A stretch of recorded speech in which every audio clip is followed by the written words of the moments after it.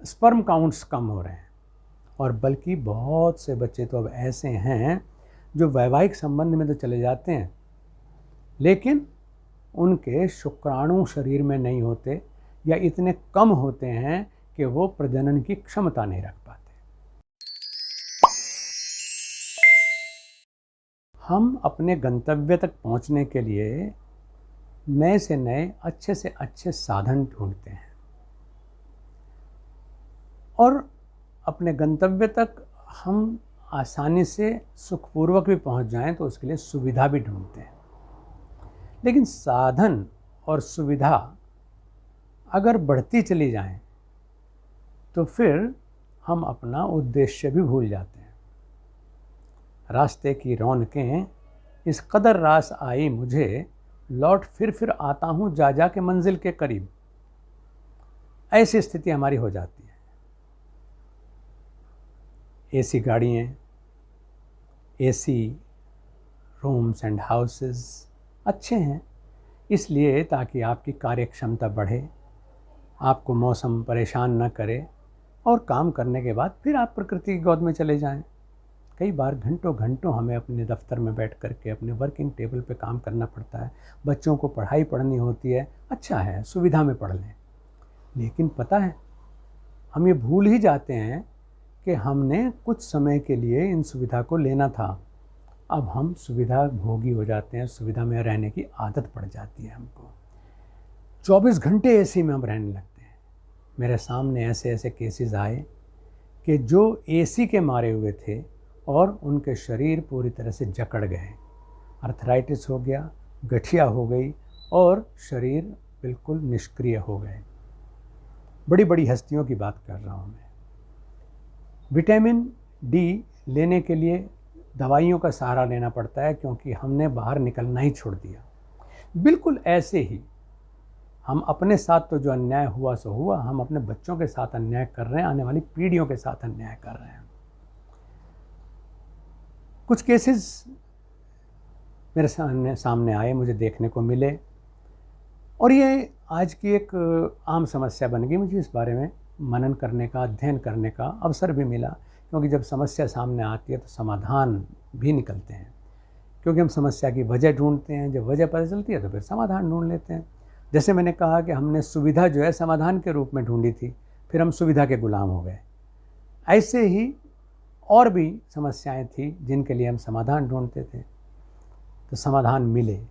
अब समाधान के लिए समस्या नई क्या आई है कि स्पर्म काउंट्स कम हो रहे हैं, और बल्कि बहुत से बच्चे तो अब ऐसे हैं जो वैवाहिक संबंध में तो चले जाते हैं, लेकिन उनके शुक्राणु शरीर में नहीं होते या इतने कम होते हैं कि वो प्रजनन की क्षमता नहीं रख पाते। कभी सोचा कि ऐसा क्यों हो रहा है? मैंने सोचा, उसके उपाय भी खोजे, लेकिन यह अध्ययन में देखने को आया कि जितने सामर्थ्यवान लोग हैं, सक्षम लोग हैं, आर्थिक रूप से समृद्ध हैं, सुसंपन्न हैं, ये समस्या उनके यहाँ ज़्यादा है। जो लोग प्रकृति के करीब रहते हैं, जो इस तरह की सुख सुविधाओं के आदी नहीं हैं, उन लोगों के यहाँ ये समस्या नहीं है। अगर है भी कहीं तो कोई एक आध घटना ऐसी सुनने को मिलती है। तो फिर सुविधाओं की वजह से ऐसा क्यों हो जाता है? इसका पहला कारण तो हुआ रेडिएशन, यानी जो लैपटॉप, कंप्यूटर जो है बिल्कुल अपने साथ लेकर के हम काम करते हैं, बल्कि नाम ही लैपटॉप है, गोद में लेकर के हम कंप्यूटर को चलते हैं। उसकी वजह से हमारे जो प्रजनन तंत्र है उसके ऊपर उसका आघात होता है, रेडिएशन होती है, जिससे शुक्राणुओं का अभाव होता है। लेकिन जहाँ मैं पहुँचना चाह रहा हूँ, जो बात मैं आपसे आज चर्चा कर रहा हूँ, वो है कि यहाँ तक तो नौबत ही नहीं अब आती। हम बच्चों को छोटेपन से ही ऐसी स्थिति में ला देते हैं कि उनकी जो जनन इंद्रियां हैं उनका सही विकास ही नहीं हो पाता। और हम ये भी भूल गए कि हम ये क्यों कर रहे थे। याद करिए, जब हम छोटे छोटे से थे हमने तो ऐसा देखा कि बालक ने जन्म लिया तो उसको लंगोटी बना के दी जाती थी, और लंगोटी भी इतने सॉफ्ट कपड़े की होती थी जो ऑलरेडी यूज्ड कपड़ा है। बहन का यूज़ किया, भाई का यूज़ किया हुआ, माता पिता का इस्तेमाल किया हुआ वो कपड़ा इस्तेमाल करते करते बहुत नरम हो गया, और उसको स्वच्छ रूप में लंगोटी बना करके बच्चे को पहनाते थे। बच्चे का जो सफाई है वो बनी रहती थी उससे। लेकिन अब हमें लगा कि तो लंगोटी तो बार बार धोनी पड़ती है, और क्योंकि उस लंगोटी में उसके जो प्रजनन अंग हैं वो फ्री रहते थे। मतलब मूत्र जो है वो लंगोटी में नहीं करता था, मूत्र तो ऐसे ही कर देता था वो। आपको पता है, विज्ञान आज ये मानता है कि हमारे शरीर में जो टेस्टिकल्स हैं हमारे, क्योंकि अंतःस्रावी ग्रंथि जितनी हैं उनमें एक वृषण भी है। वृषण यानी अंडकोश, जो हमारे शुक्राणुओं को पैदा करने की फैक्ट्री है।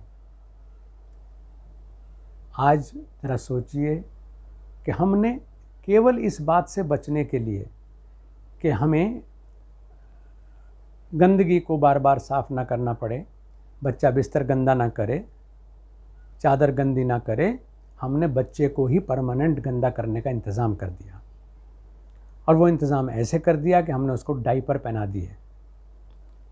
सॉफ्ट बच्चा है, कार्टिलेज स्टेज की उसकी सारी हड्डियां हैं, उनमें डिफॉर्मिटी लाने के लिए, उनको बिगाड़ देने के लिए हमने उसे डायपर पहनाया।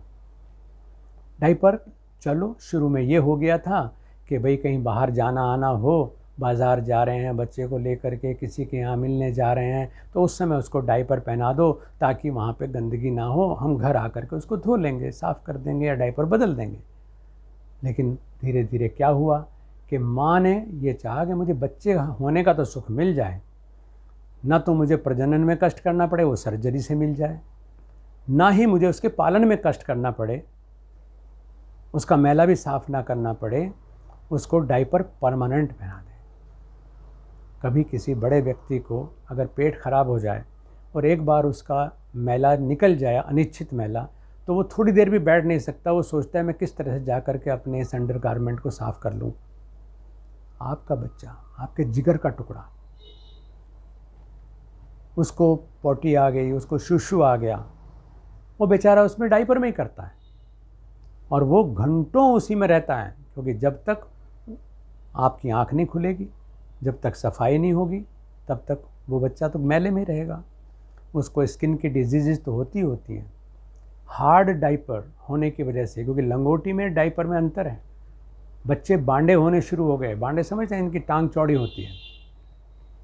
और इसके अलावा जो सबसे बड़ा ख़तरनाक काम हुआ ये कि जो हमारे वृषण हैं, अंडकोश हैं, जिनकी सही ग्रोथ होनी चाहिए और जिनके अंदर शुक्राणु पैदा होने हैं, जिससे आपकी जनरेशन आगे चलनी है, जिससे उस बच्चे को यौन सुखभोग मिलना है, उन्हें विकसित होने का मौका नहीं मिलता, क्योंकि वो डायपर के अंदर बंद ही रहते हैं।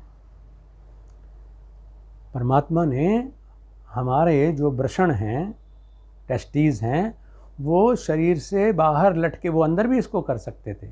और कई बार ऐसे बच्चे पैदा होते हैं जिनके टेस्टीज़ जो हैं वो अंदर ही छुपे रह जाते हैं, वो बाहर नहीं निकले हुए होते। तो ताकि उसका पौरुष उसके साथ रहे, उसके लिए डॉक्टर्स को सर्जरी करनी पड़ती है। उनको नीचे बाहर ला कर के जो थैली है उसमें उनको लाना पड़ता है, जिससे कि उनका विकास हो।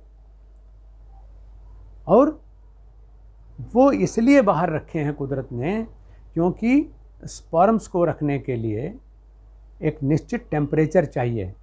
स्पर्म्स के प्रोडक्शन के लिए, उनके जीवित रहने के लिए एक निश्चित टेम्परेचर चाहिए, जो हमारा शरीर है उसका टेम्परेचर है, उससे कम से कम 3 डिग्री सेल्सियस, लगभग 3 डिग्री सेल्सियस कम होता है।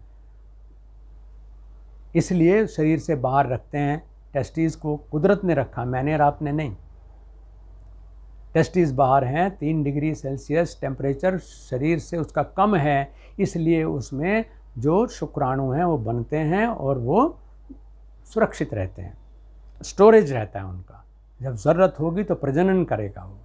लेकिन आपने अपने बच्चे के साथ कितना बड़ा अन्याय किया है, केवल इसलिए कि सुविधा है। तो हमें इस गंभीर परिणाम का पता नहीं था, इसलिए हम तो सोच रहे थे कि बच्चे को डायपर उड़ा रखो, जब हटाएंगे साफ़ कर देंगे। वो शुरू तो इसलिए किया था कहीं आने जाने में कोई दिक्कत ना हो। उसके बाद आप रात को भी सुलाते हैं तो बच्चे को डायपर बांध के सुलाते हैं। भले ही आप खुश हैं कि मैंने नया डायपर पहना दिया, इसको डायपर बदल दिया, डायपर नया बदलें, बार बार बदलें, लेकिन है तो वो बच्चा डायपर के अंदर। अगर आप अपने बच्चे से प्यार करते हैं तो उसको डायपर से बचाइए, उसके शरीर का संतुलित विकास होने दीजिए। अधिकांश समय बच्चे के जो ये प्रजनन अंग हैं, जिनको हम रिप्रोडक्टिव ऑर्गन्स कहते हैं, उनको खुला रखने के, ढीले कपड़े में रखने का अभ्यास कराइए, जिससे कि आपको सच्ची संतान पाने का सुख मिले। और ये ज़रूर होता है कि जब आप वो सफाई नहीं करते हैं इस तरह से, तो आपको भी वैसे ही रहने की आदत पड़ जाती है कि भाई अब तो हमसे हाथ से नहीं सफाई होती है। अपने ही बच्चे की पॉटी हम साफ़ नहीं करना चाहते, और उसका परिणाम पता क्या होता है कि बच्चा भी अपनी पॉटी साफ़ नहीं करना चाहता। यानी वो कागज़ से पूछ लेने में समझदारी समझता है, वो मैला धोना नहीं चाहता। हमारे जरा आप संस्कार विधि पढ़िए तो आपको पता चलेगा कि किस तरह से हमें अपने गुप्तांगों की सफाई करनी चाहिए, किस तरह से शौच की शुद्धि होनी चाहिए, हाथ जो हैं कैसे साफ़ करने चाहिए। मैं ये नहीं कह रहा हूँ कि आप पिछड़ी हुई संस्कृति में चले जाओ, आधुनिक सुविधाओं का उपभोग करें, लेकिन उस हद तक उपभोग करें जिस हद तक वो हमारे लिए उपयोगी हैं। अगर वो हमारे लिए घातक हो जाती हैं तो चिंता का विषय है। आज बच्चों का 24 घंटे डायपर के अंदर रहना बच्चों की प्रजनन क्षमता को प्रश्न चिन्ह लगा रहा है।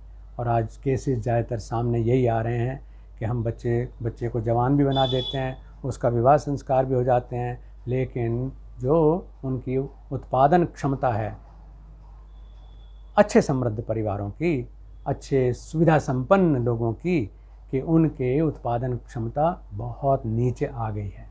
आप सोचिए, आप ही के घर में 5-5, 7-7 भाई बहन होते थे, आज आपके घर में बहुत मुश्किल से कोई एक आध बच्चा होता है, और आप सोचते हैं कि बहुत बड़ा काम हो गया। और अब आगे आगे तो इस डायपर संस्कृति ने बच्चों के जो टेस्टीज़ हैं उनके विकास को इतना अवरुद्ध किया है, शुक्राणुओं के पैदा होने की संभावना ही हम ख़त्म करते चले जा रहे हैं, कि आगे आपको चिंता करनी पड़ेगी कि हम अपनी जनरेशन को आगे कैसे चलाएं। आइए जगें।